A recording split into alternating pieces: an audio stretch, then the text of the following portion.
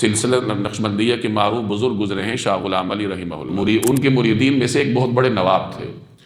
تو ایک مرتبہ غالباً نواب صاحب کو خبر ملی کہ حضرت جو ہے وہ دنیاوی اعتبار سے قسم پرسی کا شکار ہے۔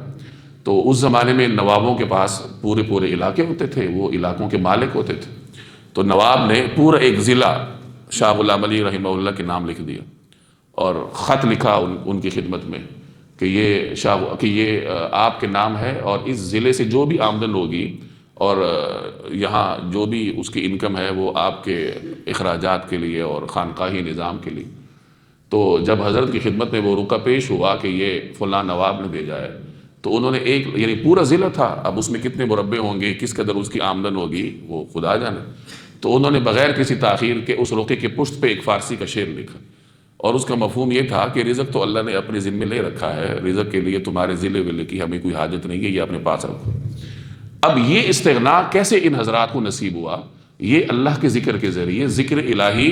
انسان کو وہ طاقت عطا کرتا ہے کہ پھر اس کا دل ایسا مستغنی ہو جاتا ہے کہ اللہ تبارک و تعالیٰ کے سوا اس کی نگاہ کہیں پر ٹھہرتی نہیں،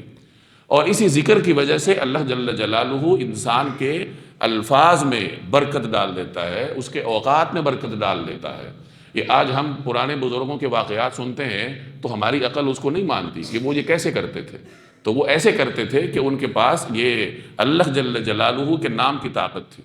اور یہی اللہ کا نام لینا یہ ان کے اوقات میں بھی برکت ڈال دیتا تھا،